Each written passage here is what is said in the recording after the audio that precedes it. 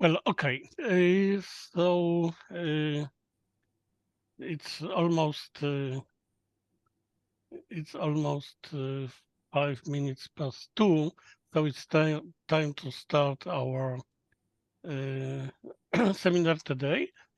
And today our speaker is Cemal Koba. Cemal is a postdoc at the computational neuroscience team in Sano Center for Computational Medicine.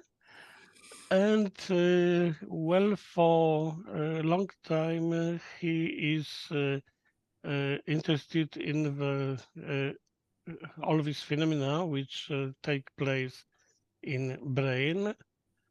And at Sano, in Sano, he works on all these functional and structural brain changes, especially for patients who suffered stroke.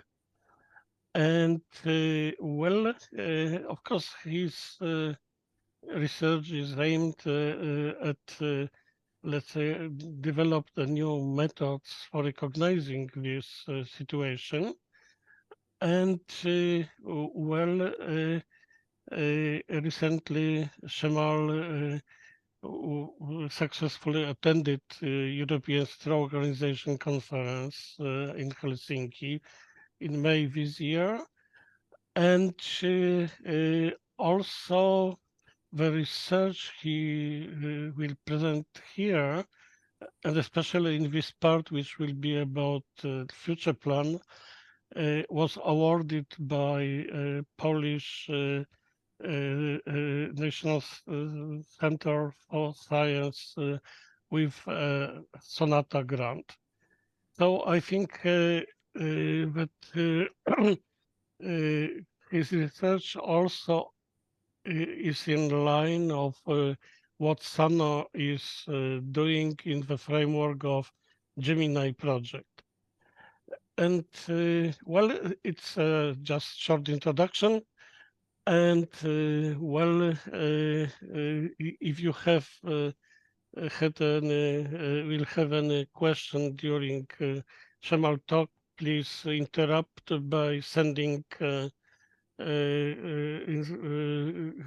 question to questions and answers or to chat. I will try to transfer these questions to Cemal. Cemal, screen is yours. Thank you, Marian. Welcome, everyone. I will present my preliminary results and plans for the project that investigates the relationship between eye movements, brain function, and cognitive behavioral deficits after stroke. We recently started working on the project, and we will have time to we will have some time to progress. So at this stage, I am mostly planning and organizing the project. And yes, so during the talk, if you have any questions, any suggestions, please feel free to interrupt me. And any feedback is greatly appreciated on this planning phase. So I wanted to start with a project overview. In summary, what we want to do. So brain stroke has effects in at different levels, and the most common ones are like oculomotor deficits, neural deficits, and cognitive behavioral deficits. Our aim is to use the cheapest modality to make predictions on the long-term outcomes for the cognitive behavioral deficits to be able to observe the recovery progress or how the rehabilitation progress is going. The point of this scheme is oculomotor deficits are easy to and cheap to collect, and they are highly informative. They are informative not only for stroke but also other clinical issues. clinical situations. So I was thinking that maybe if we can observe the oculomotor deficits, we can have predictions on the long term, and we can come up with a device like an eye tracker device or oculogram to uh, uh, you use to commercialize and use for the patient's progress after stroke. And how why do you think it work is that like uh, because all these domains are interconnected. And to begin with, stroke affects mostly thalamic and basal ganglia areas around middle cerebral artery. These are the figures that summarizes the stroke lesion distribution from different populations. And as you can see, the highest concentration are around thalamus and basal ganglia, where the middle cerebral artery is. And the lesions that occur in these areas affect the brain function, right? So this is mostly this map is the map of the lesion that is like structural lesion, and the brain activation, brain function is affected by the existence of this structural problem, either ischemic or hemorrhagic stroke. Basically, brain function, brain signal, both signal, or as measured in this study, is altered, and the signal shows higher variance, and it is most prevalent in the acute stage. And there is a difference in the interhemispheric and intrahemispheric connectivity. And this in this one you can see how one motor task can be processed in a different way for paretic and healthy hand. Both hemispheres show activation for compensating the lack of activation on the paretic side. And there are other long distance effects. Connectivity in visual, somatomotor, and ventral attention areas show disparities, functional disparities due to the stroke lesion that occur around these areas. So stroke lesions, structural stroke lesion has have effect on the functional brain activity, right?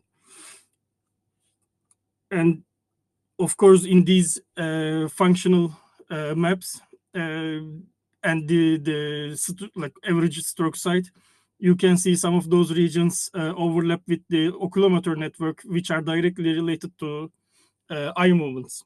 So any problem, any lesion directly on these regions will have a direct effect on the eye movements, because these are the regions that are involved in the regulation of the eye movements. But not only that, uh, sorry, first example for this. For example, on the left side, you can see how stroke affects the eye movements depending on the lesion site.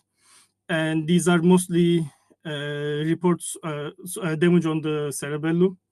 And of course, it is even easy by eye to detect these kind of problems.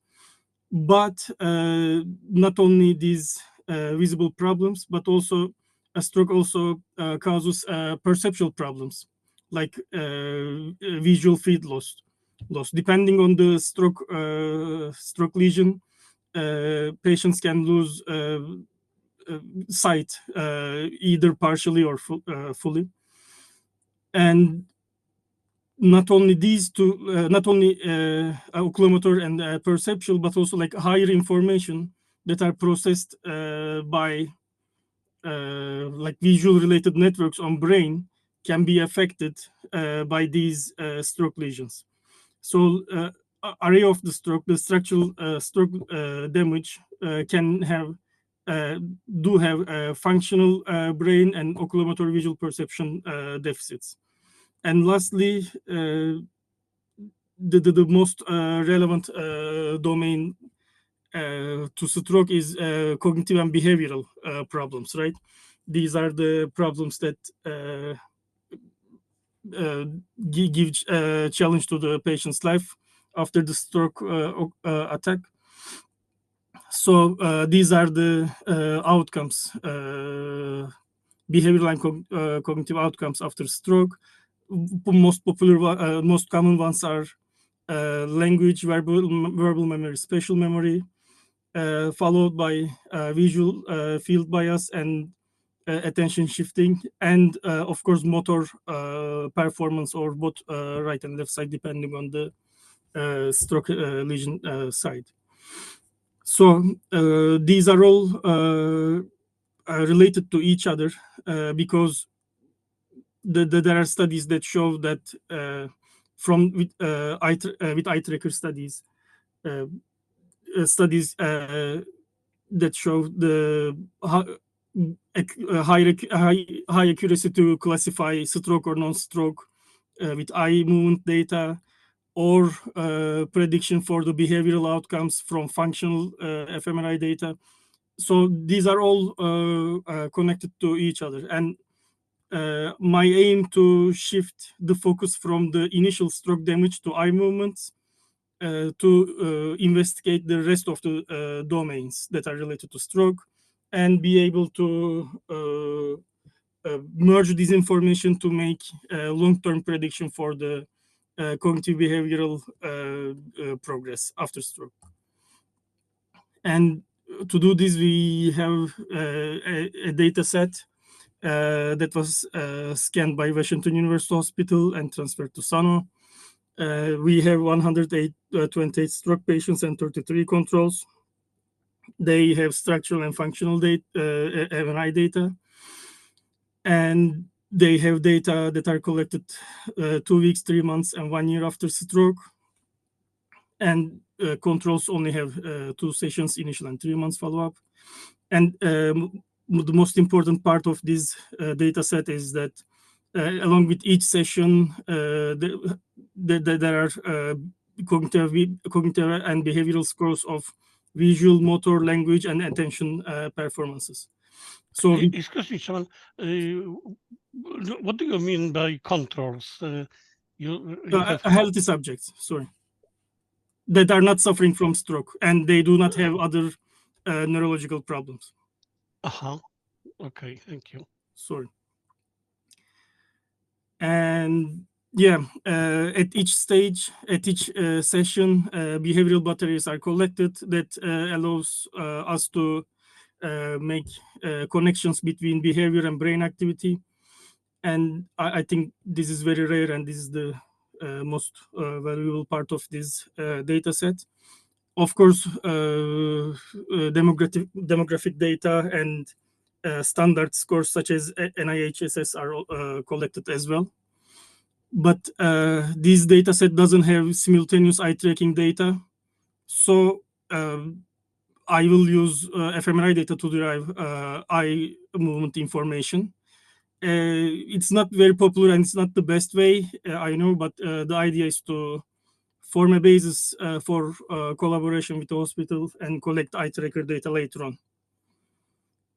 And why is it possible to derive eye information from fMRI is that with whole head data, whole head scan, eye regions are also captured with fMRI, and you can see eye bulbs look bright, and even optic nerves and eye muscles are visible in fMRI, and they show a time series, although they are not bold signal as we know from the cortex, but they are EPI, like fMRI signal that show the activity or the change in the signal over time. So these can be used to derive eye position and movement, and actually they are quite accurate to do this. On top left, you can see one study that compared the data from eyes, cortex, and the task. And on these line plots, you can see eye signal from ROI are related to the position of eye, and bold response from visual cortex, it is a bit delayed because of the delay in the hemodynamic response. And on the bottom left, you can see results of a deep learning model that is like more recent, that try to guess the gaze position from fMRI data, and it is pretty accurate. And although like there are a couple of these more recent models available to get the information from fMRI, they do not fit to our criteria for this study. We need the information from both eyes separately, and we need an algorithm that that can be used for clinical populations and samples as well. So, for example, this model was only trained on healthy data, data of healthy people. And to do this, actually, I started to work on this part of the project before, and wanted to come up with an algorithm to segment and get the information from these like fMRI images. And we sent this project to BrainHack, which is like a workshop hackathon session, and I had like 6 volunteers to work with me, so we made some progress. We tried 3 different algorithms to extract the eye movement information from eyes. One with a very simple one, just using simple selection criteria, which is the voxels with highest intensity in front of the fMRI data. So first there is an initial mask to reduce the fMRI data to eyes. Like, I don't know if you can see my cursor, like in the image in the between. Then it chooses the voxels with top 10 highest intensity, and it does it for each slice of fMRI data, each volume. So it creates a mask over time. And then we applied a cluster mask algorithm for each time point, and which gave us the position of the eyes at each stage for both of them. On the second algorithm, we just tried rigid body transformation, and we aligned each eye movement, eye data to the first initial time point, which gave us which gave us the parameters for translation and rotation over time. And on the last one, we applied an algorithm called max flow algorithm, which was a bit heavier to apply. It was more difficult to apply, and I didn't have a chance to get back to that one. And during the brain hack, since we had like 3 days, I just chose one to check the group level results, and I chose the one in the middle that we used the rigid body transformation to align each fMRI image to the first one. Basically, the idea is like, if the eye position starts like this in the first slice, and in the second slice, if it is like this, basically we just rotate the image and align it to the first one, and save the parameters to see how much the first image moved. And by using these parameters, translation and rotation in X, Y, Z axis, I calculated this metric called frame-wise displacement. Basically, it is very simple. It just tells me how much the eye moved compared to the previous volume. So there is only this information, and I don't know if maybe I have skipped it, but during these fMRI scan, subjects are asked to fixate on a fixation cross on screen. So it's a fixation test basically, and this one This metric now is supposed to show the fixation performance, compliance with the fixation task of the subjects. And I used this movement time series to relate eye movement information to cognitive and behavioral performance in the acute session. So I correlated the mean frame-wise displacement with the behavioral data, and I got something interesting actually. Tests including visual tasks and verbal memory are correlated with mean frame-wise displacement or eye deviation in healthy controls, but not in stroke subjects. And tests including motor performances of left side of body, just to remind these, I started with the data from right eye, are correlated with eye deviation only for the stroke subjects. And this the eye movement deviation data was, although weakly, correlated with NIHSS score and lesion size. And lastly, I took these mean eye movement data, deviation data, and correlated them with the fMRI data. And we used the dimensionality reduction technique we used in the previous study. So what you see here is the correlation with the eye movement deviation and functional stability or functional brain connectivity in each region. And this part is very interesting to me, although there's a lot to decompose in these brain maps. In controls, eye movement data was correlated with frontal eye field on the right side. Again, this data is from right eye only. And in stroke, it was roughly motor cortex and roughly hand and leg area and visual motion area. So this is interesting to me because the same data identifies two different systems in the functional connectivity. And for controls, it is the one that makes sense, and for stroke, it is the one that they suffer from. And I would love to like make more analysis on that and see if this disparity, this distinction is like useful for the classification, and if it changes over time, because we also have the data from subacute and chronic stages. And I would love to see if this correlation for stroke goes back to the ones that controls have, like from motor area to frontal eye field. But yes, these are the results that we got from during the brain hack workshop. So they were not so true, and I will spend a lot of time to improve them.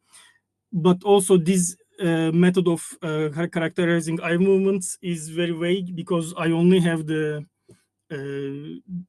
degree of the eye movement from one time point to the another one. I will need more specific and sensitive measure of eye movements, because I also need the eye movement position, eye location, and the direction that eye moves.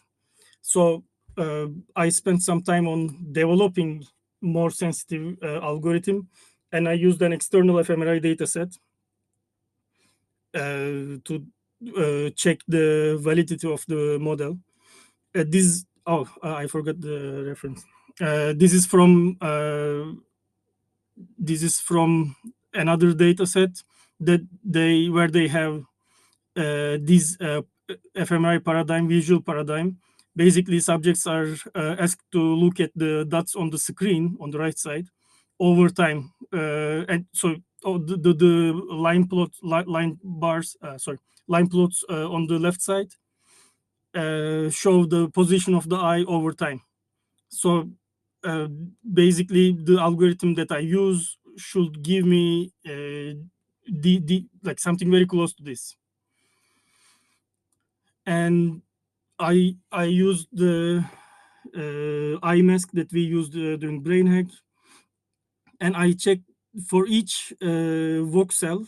I calculated the correlation between the voxel time series and the stimulus data. Basically, I correlated what you see as the blue line on the right, and each time series from fMRI without doing anything, with minimal processing. And even with this minimal processing, I got like strong correlation values, and you can see the x coordinate position of the eye on the x-axis is it can be inferred from optic nerves from fMRI data.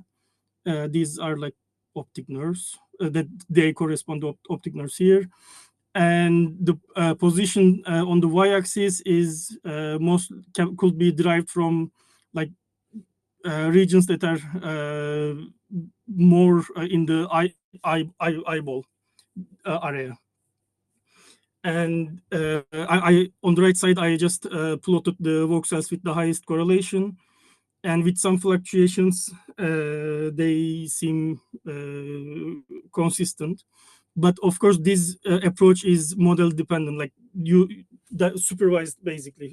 You need something to you need a task stimulus to confirm this, and to get rid of the necessity of model, which because I don't have any task in my stroke data set, right? It's a resting state data set, and I just need to calculate the position of the eyes. So I applied one of the algorithms that we used in the brain hack, which selects the brightest voxels in the eye mask, and calculates the center of mass in this mask, in this eye mask, the brightest voxel mask. So on the middle panel, you can see one time point. So this is the segmentation of this algorithm for the eye. And here, based on the intensity, it calculates the center of mass. This is good. This model worked fine for the y coordinate, but it horribly failed for the x coordinate, probably because this algorithm leaves the optic nerves area on the optic nerves, which were the most informative for the x-axis, out. So when I check the correlation between right and left eyes for the y position, the correlation was 0.92, which is, I think, good enough to start with. But again, the x position didn't work. And this is where I am exactly at for this research. Basically, I will work on the algorithm. The first aim is to get a working algorithm to get the eye movements, then extract features from eye movements, such as like fixation performance, frequency, amplitude, or eye position. Eye position is important because of the images that I showed you. It can be informative for diplopia, gaze palsy. And yes, first I will get this eye information from fMRI, and I will extract the features. I will use features to explain the recovery projects progress using clinical data. And then hopefully we will get in touch with hospitals and come up with a protocol for an eye tracking data for stroke, for an eye tracking data collection for stroke. We had a talk with Professor Walewski from Warsaw, and we have to follow up with a proper protocol. There's that chance. And I am also in touch with another professor from Jagiellonian, who is willing to make a contact with a hospital from Roswell. So actually it is promising.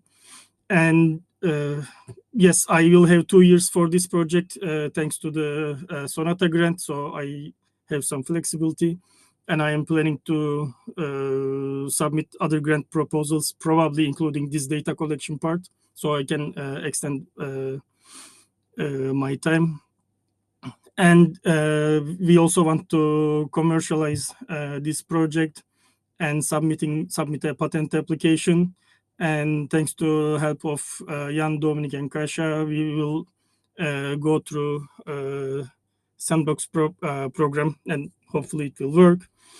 Of course, that's a lot of work, and apart from my lovely team, who is always willing to help me, I will have a PhD student and 2 master students, so I can distribute the tasks. And three students that I met during Brain Hack, they want to complete their internship with me. Although I know it won't be a long time, I will accept any help. Uh, yeah, and yeah, that's it for the for the current state of the project. And yeah, I'm open to any suggestions, any criticisms, and any ideas to make this project work. Thank you. Cemal, many thanks Mhm, for overview of what has been already done in the framework of this mhm, project, and also for shaping plans for the future. Well, it is. I think that it is a very important activity, and I think that especially in the situation of the stroke, where actions should be very, let's say, very quick. Yes, so it's such methods are very important. And well, before I will collect another mhm, questions, I would like to ask you uh, about one point which seems to me very interesting, namely, well, what you now using, you are using just uh, some uh, observation of some symptoms of this stroke, yes? mhm. So it is a kind of correlation of these symptoms of a stroke, yes? And the question is, uh, mm, do you plan to make research on what are the reasons of such as symptoms? What do you mean by Mm, reasons? Like no, the symptom? what has what was the initial, let's say, phenomena which resulted in such a thing? So it is not a correlation, but also explanation why, what happened Uh-huh. in Yes. Yeah. For example, in our previous work with John, we we saw that this functional connectivity, let's say damage to functional connectivity in motor areas that are the most prominent are mostly related to motor performance, right? I don't know if I understood your question, but Mhm. yeah, the most common problem that could be explained by these models were, for example, uh, uh, motor disabilities, and uh, we could check the initial damage that relate to these kind of problems, for example, and we could make uh, like probabilistic lesion map for this. But it is what you asked, or? Yes, yes, Ah, yes, yes. This is the type of explanation. mhm. I think that Yeah, it is. we can go specific depending on the availability of the data. It is only one data set, but it's a large data set, and I hope to be able to characterize or categorize the both motor and cognitive outcomes and oculomotor or visual perceptual outcomes.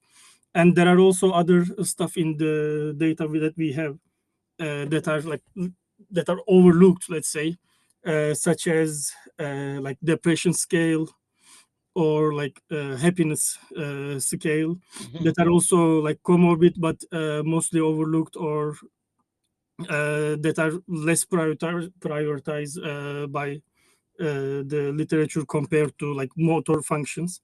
So relating them to the lesion location or uh, uh, functional connectivity data could be also useful, because in terms of oculomotor data, they are also related to oculomotor deviations per se without stroke. So even if, let's say, ideally, if stroke completely recovers, there could be some remnants of oculomotor problems because of these byproducts, right? And we can categorize we can track down these problems with this framework. Many thanks. Well, we have a question from Ms. Agata Maszyńska. Mhm. Well,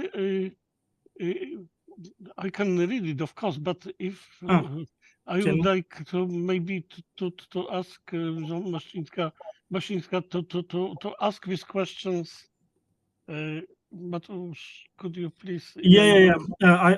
I saw it. Yes, You, we need to. the Uh, question, maybe ah, are you let's read the question if you. okay? Are you planning to validate the fMRI-derived argument signals against the eye tracker data at some point? For example, in the abstract, you mentioned psychotic dysmetria. I guess it might be quite challenging to pick up the fMRI, but maybe I'm wrong. Yeah, basically, she's asking if I can validate the fMRI-derived eye movement signals against eye tracker data, and what can I quantify with fMRI?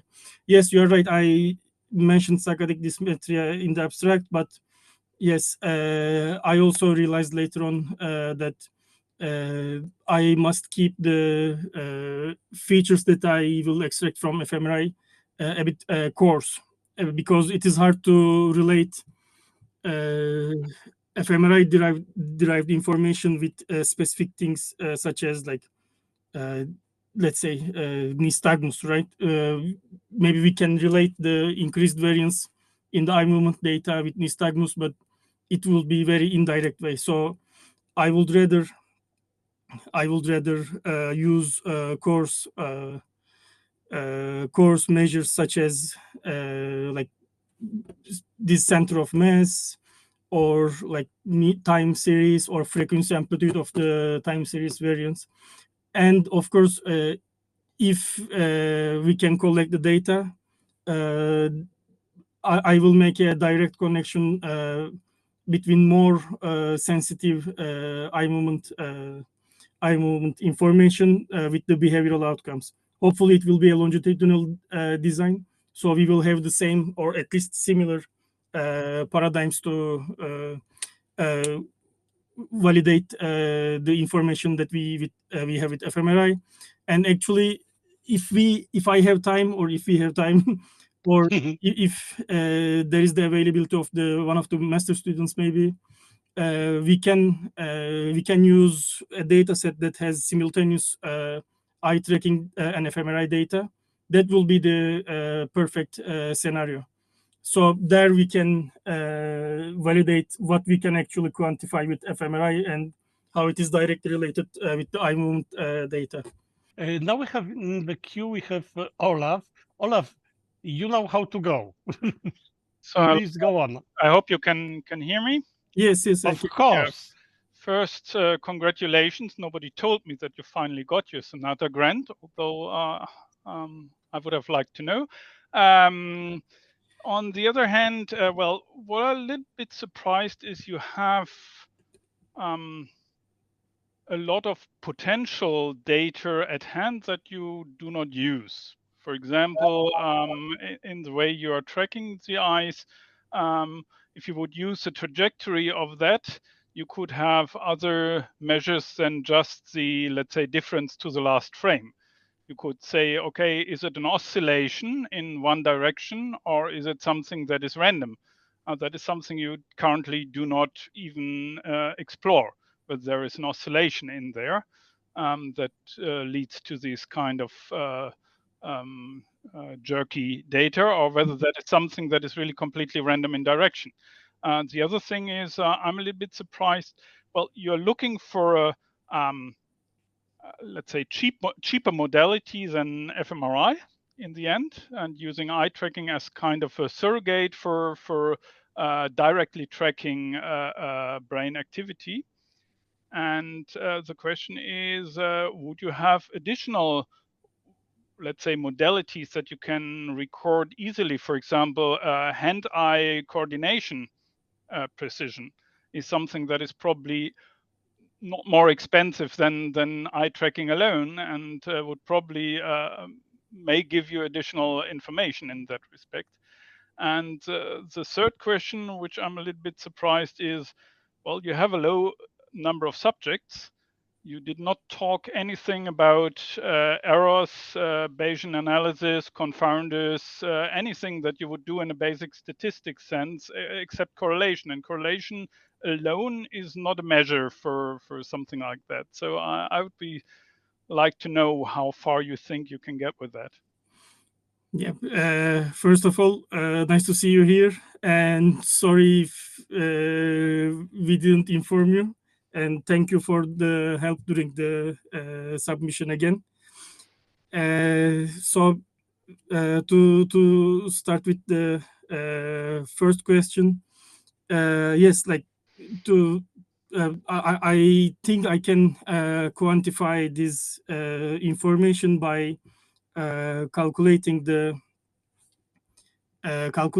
position of the eyes. If I was thinking, if I can track down the position over time, I can also get the oscillation or jerk toward one side, right? Yes. So I hope to get that information by that. And yes, fMRI data on around the eyes is a bit noisy. So I will see what I can do with the most noise-free model first. And I think after I can like, let's say, pinpoint the center of the eye and then track it through time, it will be easy to. I mean, that was my point. Otherwise, this frame-wise displacement seem to work well, but I need more sensitive data to be able to characterize these specific information. And second question, sorry, can you remind me your second question? The second question was about, let's say, other modalities like hand-eye Yes, coordination things. Yes, of course. Depend. I mean, honestly, I have to think about it. We are just starting the like application, thinking about the application part actually, and of course there are some options to add, and we were even thinking of maybe using an EEG part for this, like in addition to eye movement data. It depends on the feasibility, cost. We need to think a lot, but yes, that there could be other stuff as well. And in our lab, PhD students working on the EEG monitoring of stroke.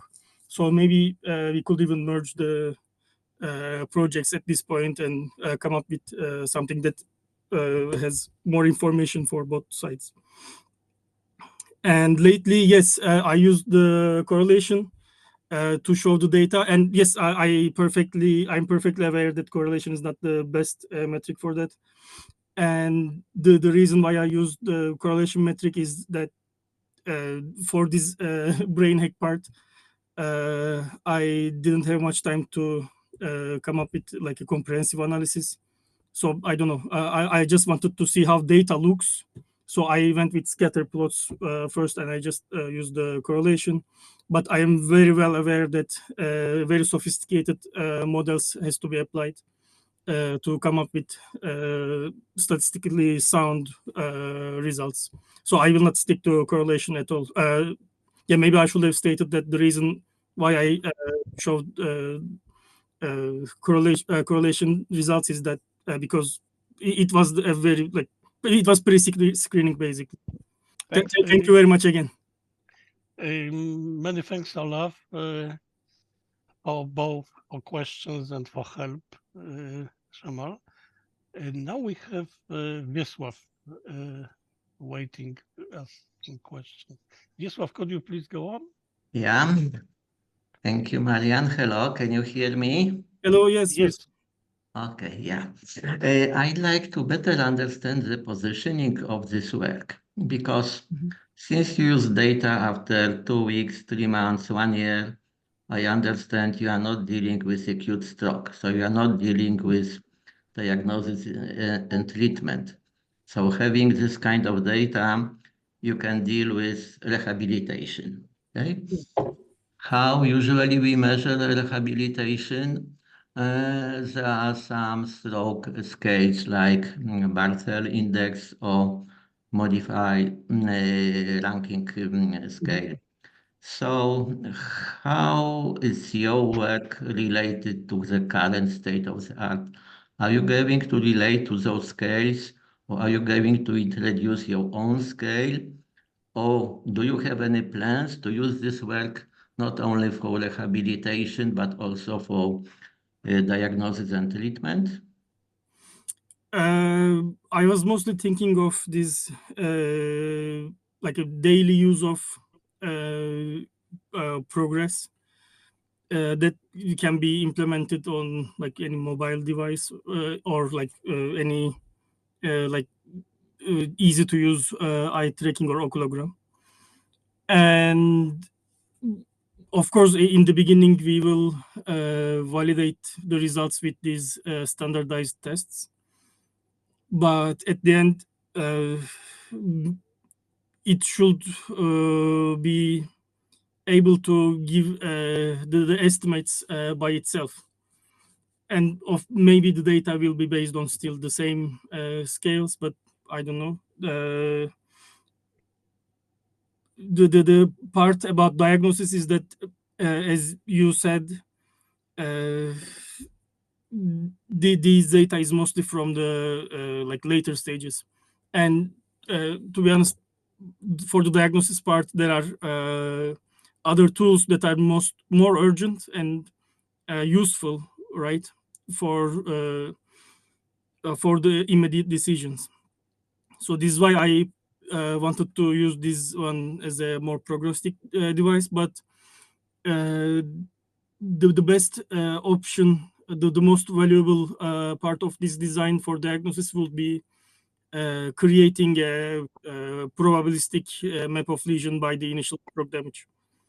And I don't know, I mean, I will of course try if it can differentiate ischemic hemorrhagic or I don't know, like the lesion location, but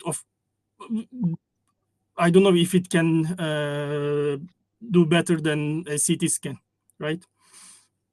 So of course, while I have the data, I will run all these analysis, but I think it will be more suitable for the prognostic part. Okay, so even if you do this way, meaning prognostic on daily basis evaluation, you still need some, because let's say the user or the doctor or the patient or family will use this tool, and what? If you don't have any scale, any benchmark, it will be difficult to interpret it. What are your thoughts about that? Well, I don't know how much of how much of a like what is the necessity of the clinical expertise that is needed for using this device, but I was thinking that it could be used by the relatives of the stroke subjects, or if they are at home recovering, or the nurses. So yeah, for the positioning of the use, we can talk, because I am not coming from a clinical background, so I always need suggestions and opinions for this. Okay, another question or group of question is all kinds of visual or ocular deficit, of course, are related to some damage. So if optic nerve CN2 is damaged, you have visual deficits. And if the eye movement deficit, these are cranial nerves CN3, CN4, and CN6. Since you have structural data and you, I'm saying you, but we in general know where those nerves are passing through the brain, through parenchyma. So of course, if you can correlate structural lesions with their locations and then with deficit, it will be easier because, you know, if, for example, CN3 is damaged, you have 4 or 5 different muscles, ocular muscles. But if CN4 or CN6, there is just a single muscle. So it's easier to localize or identify what sort of movement deficit is happening. So the question here is, do you plan to correlate the location of the lesion and location of these 3 cranial nerves and the output, meaning eye movement? Yes, I have the structural data from T1 and DVI. DVI. And I will, of course, use this information as well. And in terms of the cranial nerve, we may need like a, let's say, a region, or not, it won't be a region, but we can make a, let's say, ROI. And if the lesion there is affected, it can help us to check the expectancy of the cranial nerve damage. But yes, I definitely want to use the structural part, structural information. And yes, apart from functional information, it is also useful. I mean, it is more actually, it has been more used than functional information, of course. But I will not limit this study to functional brain damage. Basically, I will use whatever I can to come up with the best model to make the connection from eyes to behavior. As you have shown so far, you have done some correlation to NIH stroke scale, but this scale is acquired at admission. But if you have data 2 weeks, 3 months, 1 year, why did you do this correlation? Because they're probably not so useful, because they are rather important at admission at acute stroke. I used all the available data in the data set, but yes, the NIHSS information recorded at the admission, but I expect some degree of correlation or like relationship between the time, the scanning time, hospital admission and neuroimaging scanning, right? So of course the information can be a bit skewed, but the initial stroke damage, if the initial stroke damage is related to the initial oculomotor damage, although weekly, it should be still observable after 2 weeks, right? And this is what I bet on there. And as far as I remember, there are also information, other scales that are collected during the fMRI scan. So during the neuroimaging scan. So if I cannot find the NIH score that is collected at the neuroimaging scan, I will opt for other data that are collected during the same day with the brain data. Yeah, so this about the index BI and MRS, meaning modify ranking scale, basically just to monitor the stroke and rehabilitation progress. Yeah, okay, but I don't have those, unfortunately. Okay, so thank you and good luck. Thank you, Vesva. Thank you. Well, many thanks. Well, I don't see more questions, but anyhow, I think that the discussion was also useful for, let's say, for planning your future activity. I hope that we will have opportunity to see your results, let's say, in the next stage of development of the project. So I'm very grateful to Cemal for presentation, and also to Agata Micińska, Olaf, and Wiesław for taking part in discussion.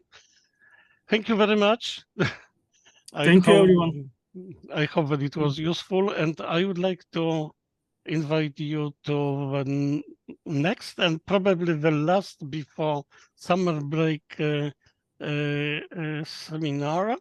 It will be a kind of, let's say, introduction to a book which describes how to create artificial personality using large language models. Seems like a terrible stuff, but anyhow, there